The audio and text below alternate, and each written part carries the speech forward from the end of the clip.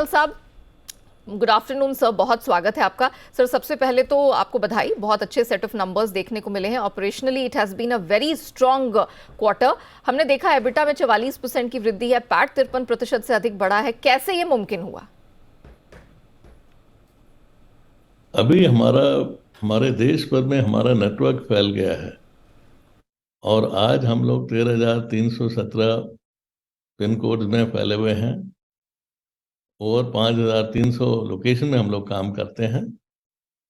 और जब एक नेटवर्क पूरे तौर पे पूरे भारत में जब फैल जाता है, उसके बाद में जब उसमें हम नए पॉइंट जोड़ते हैं, जैसे अभी हम लोग करीबन 60,000 पॉइंट्स कर रहे हैं। करीबन 42,000 पॉइंट पे थे जब मार्च 31 2022 में। तो ये जो नए पॉइंट्स का बढ़ोतरी हुआ है, उसमें काफ़ी हमें ऑपरेटिंग लेवरेज मिलता है और इस वजह से यही पॉइंट्स को हम लोग कर रहे हैं, लेकिन उसमें जो एक्सपेंडिचर होता है वो उतना नहीं होता है। और इसी वजह से हमारे इसका डायरेक्ट असर जो है, रेवेन्यू ग्रोथ हुआ है जिस तरीके से हमने सोचा था। करीबन 25% से ऊपर है अभी रेवेन्यू ग्रोथ, और पैट परसेंटेज और जो बॉटम लाइन है वो और मजबूत होते जा रहा है और हमारा कैश फ्लो सिचुएशन काफ़ी पॉजिटिव है। चलिए, कैश फ्लो की स्थिति पॉजिटिव है, बॉटम लाइन में यहाँ पर सुधार दिखा है। अच्छा सर, एक और चीज़ हमने नोटिस की, हम जब आपके मार्जिन्स पे नज़र डालते हैं तो हम देख रहे हैं कि लगातार तिमाही दर तिमाही ये 25 से 26% के आसपास ही रहे हैं। तो हमारा सवाल आपसे ये है कि क्या आप ये जो मार्जिन के लेवल्स हैं इन्हें बरकरार रख पाएंगे? हाँ, मेरे मेरे विचार से ये हम लोग सस्टेन कर पाएंगे, क्योंकि अभी जो है, जो हम प्राइजेस दे रहे हैं वो हमारे सबसे अच्छे प्राइस हैं। और जैसे अभी नेटवर्क और मजबूत होते जाएगा दिन ब दिन, तो उसमें जो है ऑपरेटिंग लेवरेज बढ़ेगा। जैसे अभी मैं एक मिसाल आपको देना चाहूँगा कि महाराष्ट्र में जैसे एक पेट्रोल पॉइंट जो कि हम लोग 2015 में एक पेट्रोल बंक को पिकअप करने के लिए हमारी अकेली गाड़ी जाती थी, आज हम देख रहे हैं कि उसी रास्ते पर सड़क के दोनों तरफ जो है हमारे करीबन 29 पॉइंट बढ़ गए हैं। और इसी को हम ऑपरेटिंग लेवरेज कहते हैं कि इंफ्रास्ट्रक्चर वही रहता है, लेकिन जैसे उसके ऊपर पॉइंट्स बढ़ते हैं तो उससे जो है हमारा ऑपरेटिंग लेवरेज बढ़ने के कारण से हमारा, मेरे मेरे विचार से हम इसको सस्टेन कर पाएंगे। चलिए, बड़ी अच्छी बात है कि अगर आप इसको सस्टेन कर पाते हैं तो। अच्छा सर, अब थोड़ा सा कामकाज के बारे में बात करते हैं। सेक्टर वाइज क्लाइंट सेगमेंटेशन, उसके बारे में बताइए। एंड ऑफ कोर्स ये जो आय का आपने जिक्र किया था अपनी कमेंट्री की शुरुआत में, सेक्टर रेवेन्यू कंट्रीब्यूशन कैसा रहा है ये भी बताइए। सबसे ज़्यादा अभी दो सेगमेंट हैं जिसमें सबसे ज़्यादा जो है हमें बिजनेस मिल रहा है। एक है ई कॉम और ई कॉम लॉजिस्टिक्स, जहाँ से ज़्यादा, और आप जिसका नाम भी आप सोच सकते हैं वो सभी हमारे क्लाइंट्स हैं। और दूसरा है रिटेल।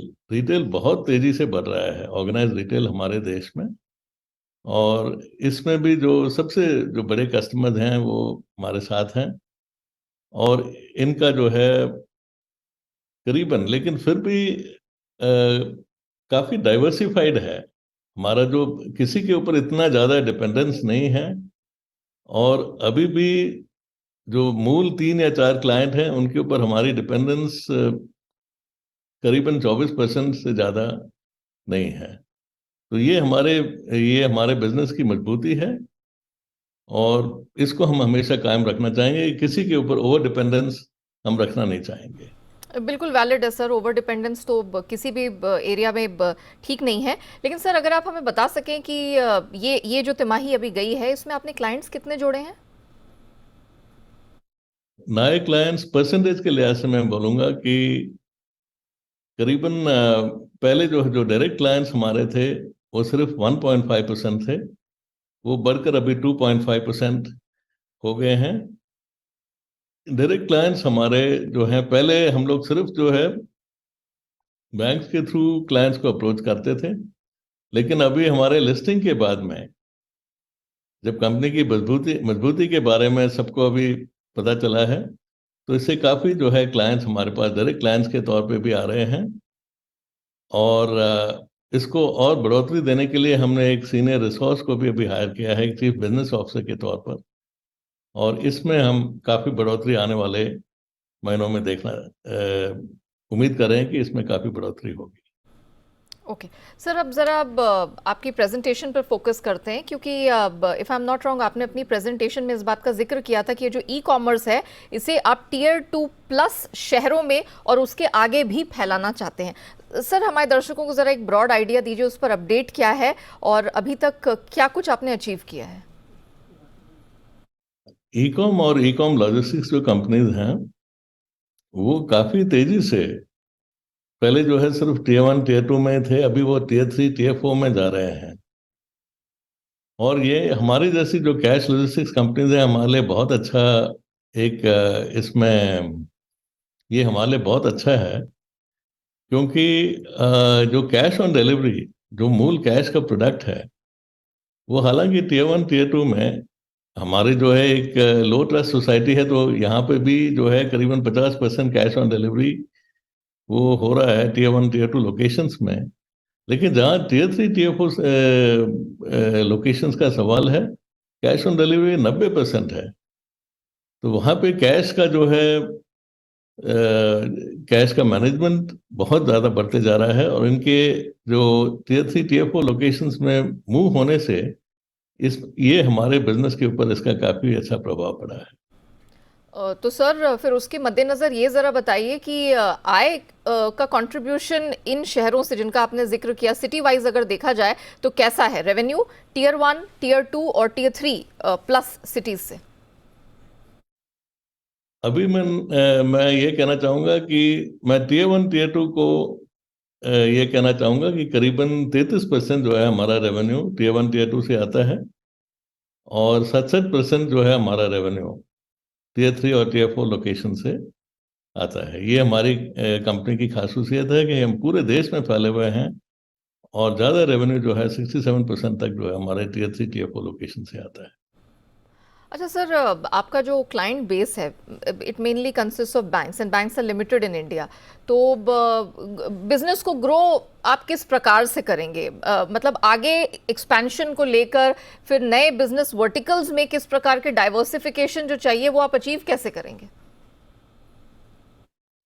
ये एक अच्छा सवाल है। और हालांकि बैंक्स जो हैं वो, हम जितने भी जो मल्टीनेशनल बैंक्स हैं, प्राइवेट सेक्टर बैंक्स हैं और पब्लिक सेक्टर बैंक, सभी के साथ हम लोग काम कर रहे हैं। और बैंक्स हालांकि कम हो सकते हैं, लेकिन उनके जो एंड कस्टमर्स हैं, जैसे अभी हमने बात किया ई कॉम कस्टमर्स जो भी हैं या रिटेल कस्टमर्स, ये सब उनके एंड कस्टमर्स हैं। तो इसी वक्त जैसे हम बात कर रहे हैं कि हमारे पास 3,200 से ज़्यादा एंड कस्टमर्स हैं। और एंड कस्टमर जो हैं, जैसे अगर आप किसी भी ई कॉम कस्टमर को ले लीजिए, कि जो जब हमने शुरू किया था उनके करीबन 400 पॉइंट थे, और आज वो बढ़कर 2,000 पॉइंट हो गए हैं। कोई कोई रिटेल कस्टमर ऐसे हैं जो कि एक दिन में 7 स्टोर जो है वो जोड़ने की बात कर रहे हैं। तो जो एंड कस्टमर्स हैं, उनके उनके इंडिविजुअल जो उनकी जो ऑर्गेनिक ग्रोथ है, उससे जो है हमारे बिजनेस के ऊपर काफ़ी प्रभाव पड़ता है, और हमारा बिजनेस भी उसके लिहाज से बढ़ता है। अच्छा सर, ये ज़रा बताइए कि टोटल करेंसी मूवमेंट ये बीते क्वार्टर में कैसा रहा है जब हम इसे पिछले साल के पिछले वित्त वर्ष के Q3 से कंपेयर करते हैं तो। पिछले साल जो है पूरे साल भर में हमने 1,30,000 करोड़ मूव किया था। अभी जो 9 महीने में ही हमने जो है 1,18,000 करोड़ हमने मूव किया है, और इस साल मेरे मेरे विचार से हम लोग करीबन 1,60,000 करोड़ मूव करेंगे।